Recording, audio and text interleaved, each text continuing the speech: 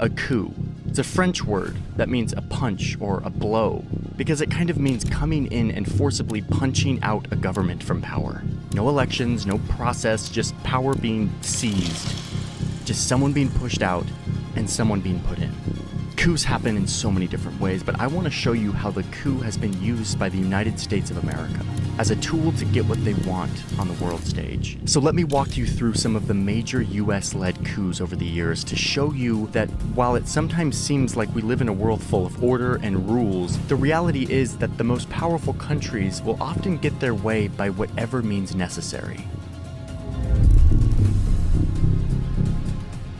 Okay, so here's how I'm defining the US-led coups that I'm going to put on our list here. Number one, they were successful. There's a lot of failed coup attempts. We're leaving those out.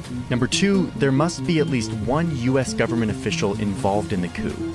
And number three, we need concrete evidence that the US was actually involved, not just speculation. While the US has been involved in tons of regime change efforts around the world, we landed on a much shorter list.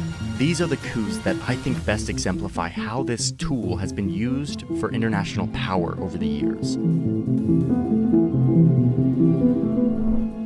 Let's start here. In the independent country of Hawaii. It's 1893, and the US is feeling like the Hawaiian Queen is a threat to American control over sugar. It's sugar that's being grown by the descendants of white American missionaries who had settled in Hawaii over the years. So the US sends a military ship with hundreds of troops to show up to Honolulu, and they overthrow the Queen, installing one of those descendants of the Christian missionaries, Sanford B. Dole, as the new president. Notice his last name? Yeah, this coup was one of the US's first, and it set the stage not only for the new Hawaiian president's family to grow their powerful international corporation, which was based in Hawaii, but also for Hawaii to be annexed, to become a part of the United States. I made a whole video on this coup because it's pretty wild and there's so much going on here, and it was really a turning point in showing how the US could remove leaders from power in faraway places, something that they start to do a lot more of. We're going to move on to the next coup, but I need to thank today's sponsor who makes these videos possible. Thank you, NordVPN, for sponsoring today's video. I've started using NordVPN for a lot of different things. When I'm traveling, I connect to the internet via the United States so that all of my accounts don't freak out thinking that I'm someone from another country logging into my accounts. Oh, and by the way, that allows me to watch Netflix from different countries as well, which is kind of cool.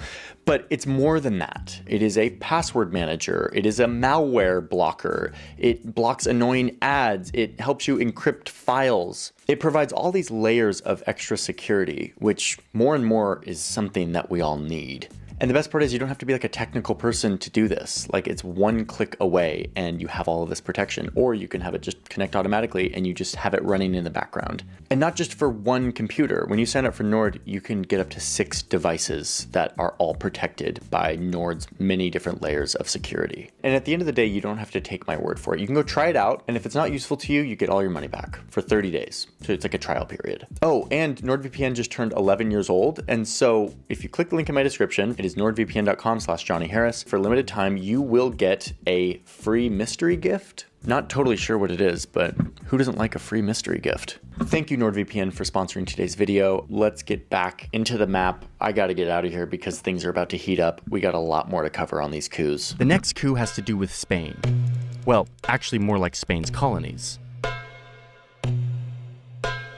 Spain's glory days have come and gone. They are a declining empire, and there is major resistance in their colonies, especially in Cuba, Puerto Rico, and the Philippines. Meanwhile, the US is a rising empire, and they already are pretty uncomfortable with Spain having colonies 100 miles off their coast. But at the same time, they don't love the idea of true independence for places like Cuba or Puerto Rico. These are strategic islands right in the US's neighborhood. And like Hawaii, American companies have money invested, particularly in Cuba. Independence might mean them getting kicked out. So the US delves into this fight between Spain and their colonies. They use the explosion of an American Navy ship as their excuse, even though it was likely an accident, not an attack. But sometimes stories matter more than truth. So the US sends in troops to liberate the rebels fighting against their Spanish colonizers, promising them independence. Not only in Cuba and Puerto Rico, but later over here in the Philippines and Guam. These local uprisings eventually drive out the Spanish. And in all of these cases, the US reneges on their promise to give independence to these locals. And they figure out ways to govern Cuba and Puerto Rico indirectly themselves. The US has just piggybacked off several independence movements to enact several coups at once, allowing them to install pro-American leaders and a navy base in Cuba, and eventually annexing Puerto Rico and Guam, which they still control, and the Philippines, which they held for 48 years. Again, I made a whole video about this one too if you want to go deeper. Anyway, we gotta move a little quicker here because we're not gonna get through all these coups. Let's move on. Okay, so we're over here in Nicaragua. It's 1909. There's a bunch of powerful American companies here, but a new president comes to power vowing to regulate them. The US is not going to let this happen. So the Secretary of State starts spreading rumors to smear this guy, this president, saying that he's building a canal that would compete with the Panama Canal. But really they're just upset because Nicaragua is taking loans from Europe. The US keeps painting this guy as a war criminal and someone worthy of being thrown out.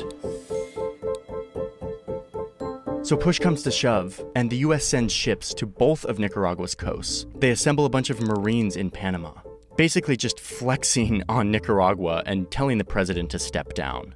And the benefit of being a rising superpower is that it worked. He has no choice but to step down. And soon, a leader that the US likes comes to power. The coup is complete, and really, this is the first of many instances of the US meddling in Nicaragua.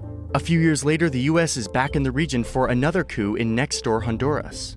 This one was plotted by a band of private American citizens, and it follows a similar pattern. A new president comes to town, in this case directly inspired by Nicaragua's president, and he wants to take back control of the country from American businesses. In this case, we're talking about bananas. The banana companies were not going to let this happen. And it was mostly this guy, a banana businessman named Sam the Banana Man. He's not going to let this pesky president run his country. No. So he assembles his own militia. He literally buys a surplus Navy ship, loads it up with weapons, and starts his campaign to get this president out. He sails from New Orleans to the coast of Honduras, and he literally invades the country with like a private army. Wait, where's the US government in all this? They also didn't like the political direction of Honduras either, so they just sort of stood back. Let this private invasion happen, and then at the critical moment, the US steps in to order a ceasefire, basically bullying the president to step down. He had no way forward, no defense, so he resigns. And the Banana Man's leader of choice takes the presidency, giving the banana businessman land and a unique status to import anything he needs tax-free. And, wait for it, he refunds him for all of the coup expenses using public Honduran money.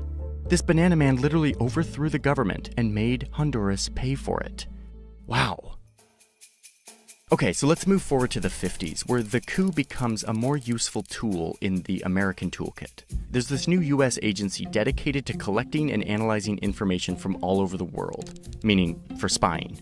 They call it the Central Intelligence Agency, the CIA, and it completely revolutionizes the art of the coup. Oh, and at this point, the US is now a full-blown global superpower, no longer just looking in their own neighborhood, but rather at the whole world map, investing huge resources into fighting their global rival and its communist ideology. So this gets us to Iran, 1953, where Iran had just elected a new star politician, Mohammad Mossadegh. He rises to power believing that Iran must take back control of its most valuable natural resource, oil, which at the time was completely controlled by a British company called the Anglo-Iranian Oil Company. We know it today as BP. Mossadegh is done with this. Let's kick the British out and take back our oil. But like the US, Britain is not happy with Iranians trying to take back their resources. So they warn that if they do this, there will be consequences. So the British catch a quick meeting with the CIA's Middle East guy who was passing through London, and they pitch him on this idea. Let's throw out Mossadegh. The CIA's like, okay, and they kind of sniff communist vibes on Mossadegh with this big desire to nationalize Iran's oil. Or at least they tell themselves they do. So the CIA agrees, and they secretly send this guy to Iran. He's the Middle East bureau chief, Kermit Roosevelt. He's like in his 30s. Oh, and yes, he is the grandson of another big coup guy, Teddy Roosevelt, who I have gone into in other videos. Roosevelt sneaks into Iran and is given $1 million taxpayer dollars to use, quote, in any way that would bring about the fall of Mossadegh. So now there's American CIA agents in Iran secretly trying to overthrow the government. And it's a rocky start at first with a bunch of failures. But they start using their money to get traction, bribing politicians, religious clerics, and other leaders